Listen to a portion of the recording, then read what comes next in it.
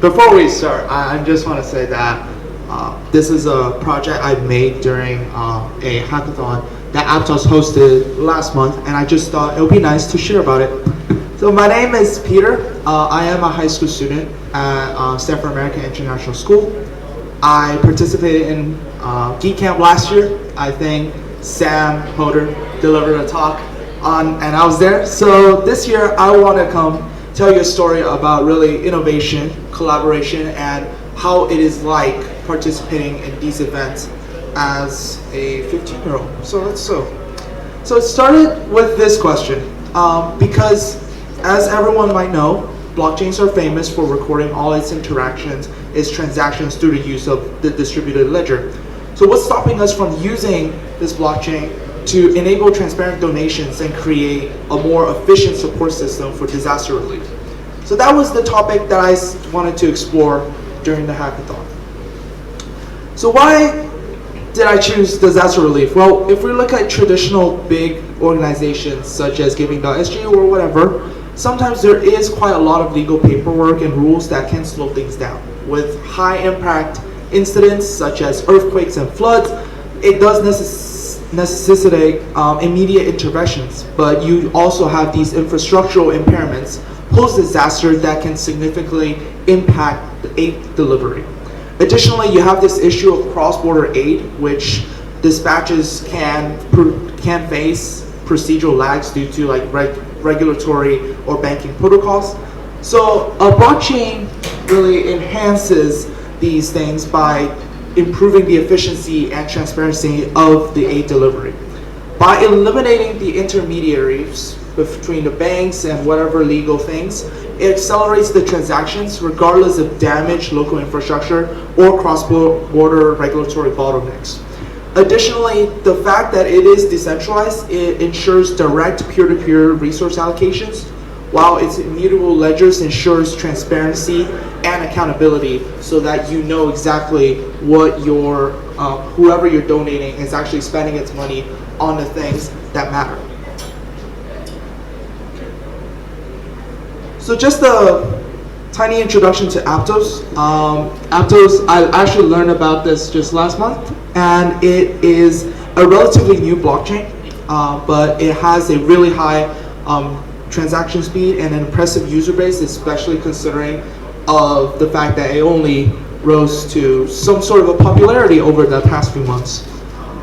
Beyond these benefits, Aptos is really scalable because, as I will delve into the infrastructure later, they have embedded its update protocols directly into this chain.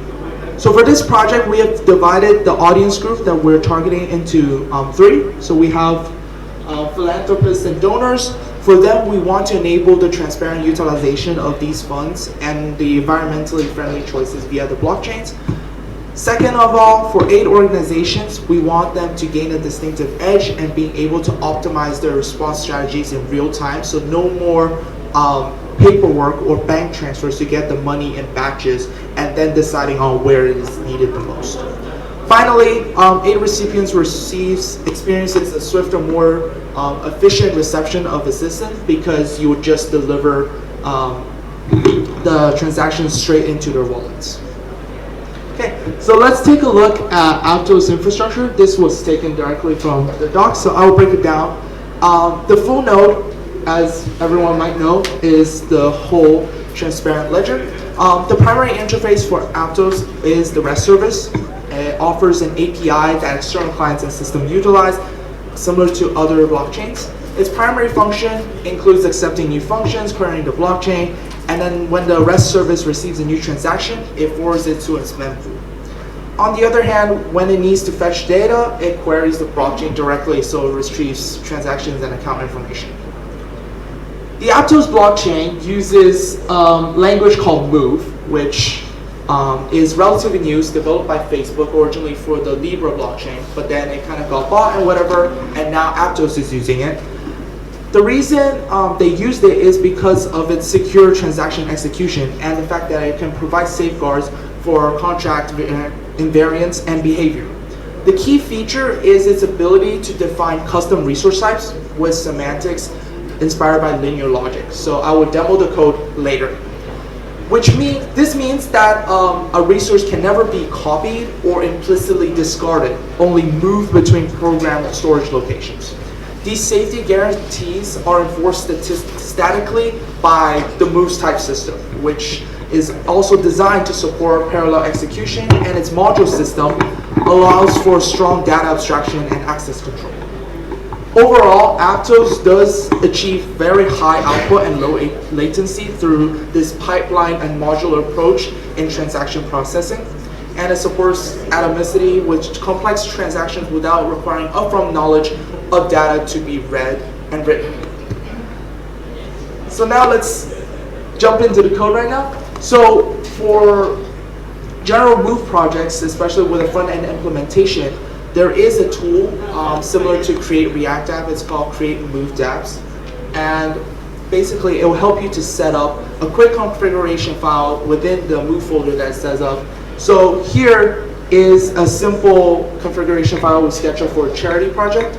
This configuration basically details its initial version, names, as well as the dependency. You'll notice that one good thing about this is that it's all sourced from one giant repository, and then in there we have the framework itself, the standard library, as well as the token, which we will interact with later. Additionally, charity donations, they're defaulted to this underscore, and we're using the 0x1 framework, which will help us determine the following here. So we can then begin our move file. As mentioned, move does use modular-based things. Just imagine JavaScript on CSS, C++ steroids. We can see that we have a new module called charity donation. Our primary data structure is, as mentioned, a basic charity, with the charity wallet being the address of the charity and the apt raise rate indicating the total amounts that they have raised. We have the charity structure to maintain this record of all the charities and the total funds so that we can display it onto the front end in the future. Here we use what is known as a smart table. This is defined in the documentation, and it's basically a dynamic hash table which maps the addresses to the respective charity records. And then, as mentioned, we have this total apt raise. Finally, we also imported miscellaneous stuff from Aptos libraries, so just like these things that you need, kind of like when you work with C++, you need to import things for error handling, for using the structure itself, and importing the access to the Aptos coin definition. To handle the different error scenarios, we defined a few constants. So these constants basically act as unique identifiers for the different error cases. For example, over here, this EA account, this is in the case where the charity address is not found, then we return a value 0. Also, over here, similar to how you would define an object, we start with the init module, which obviously initializes our module. Here we set up an empty charities record, which initializes the whole platform to put it on the blockchain. We provided two view functions for external queries, one that fetches the total funds for a specific charity, and one that returns the total funds raised on the platform. The first function takes basically the address as an argument, and really a U64, it then borrows this mutable reference to the charity resource and then checks if the charity with the given address exists in a smart table. Kind of similar how you would check if an element exists in the array. If the charity exists, then it borrows the record and it returns the value. And then in the second function, similar to the previous one, it borrows a mutable reference and then simply returns the total raised value instead of one by specific charity. Now, if you will notice here, it is quite similar to what you will have in a traditional function. Let's just say in JavaScript and Python. The only difference is really that instead of function, they renamed it fun. I do not know why. It is not fun to know. So, add charity function enables new charities to join the platform. It checks whether this charity already exists, and it accepts the address and it borrows this mutable reference to the resource. As I mentioned previously, one good thing about Move and Aptos in general is that you don't really destroy or create, it just simply moves between programs. And so over here, when you add a charity, it creates this record with the charity wallet set to the address and the after rate set to 0, and then it's added to the swap table. Finally, the central piece to our module, which is the actual donation function. This is a really skinned down version, which basically manages the donation process, updating the respective funds for both the charity and the platform itself. So we have the entity, which is the donor, we have the address of the receiving charity, and really the amount being donated in Aptos Point, so that it has the charity to update, the total value, and then it will update as such.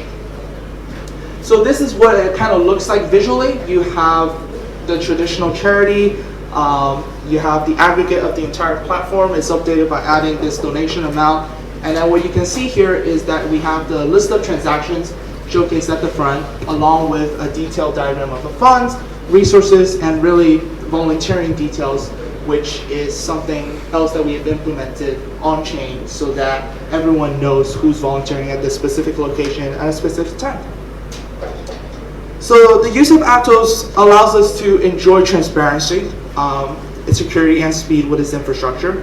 And really, to summarize, users can browse through various charities and seamlessly donate using APT tokens. And we provide really an real-time overview of the total value raised, not just platform-wide, and all your transactions will have transparent coordination via the blockchain. I would say, of course, that this project is not complete, and definitely there are some of the ideas that we can carry forward in the future. For example, integrating stablecoins, and of course, letting users to donate on an automated schedule using Move.